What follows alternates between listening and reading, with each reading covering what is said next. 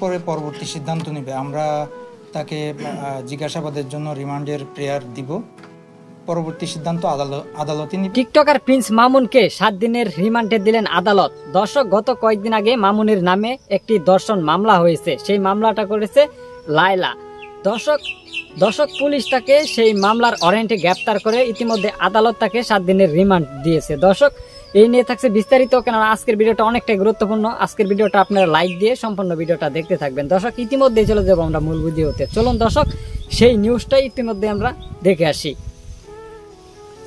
ধর্ষণ মামলায় গ্রেফতার টিকটকার প্রিন্স মামুনকে আদালতে পাঠানো হয়েছে। 7 দিনের রিমান্ড চাইবে পুলিশ, জানিয়েছেন ক্যান্টনমেন্ট জোনের সহকারী পুলিশ কমিশনার শেখ মুত্তাজুল।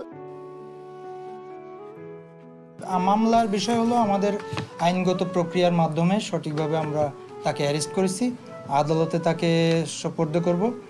আদালত এরপরে পরবর্তী সিদ্ধান্ত নেবে। আমরা তাকে জিজ্ঞাসাবাদের জন্য রিমান্ডের প্রেয়ার দিব। পরবর্তী সিদ্ধান্ত আদালতই নিবে এবং আমরা তদন্তের মাধ্যমে আমরা আমাদের রিপোর্ট দিয়ে সম্পূর্ণ ভিডিওটা দেখে নিয়েছেন এবং কি বলতেছে আপনারা হয়তো নিউজে শুনতে পারলেন। অবশ্যই আজকের ভিডিওটা যদি আপনাদের কাছে ভালো লাগে থাকে অবশ্যই ভিডিওটা লাইক করবেন। চ্যানেল নতুন দর্শক হয়ে থাকলে চ্যানেলটাকে সাবস্ক্রাইব করবেন। অবশ্যই আপনাদের যদি ভিডিওটা দেখার পরে কোনো মতামত হয়ে থাকে অবশ্যই ভিডিওর কমেন্ট বক্সে কমেন্ট করে আমাদেরকে জানাবেন।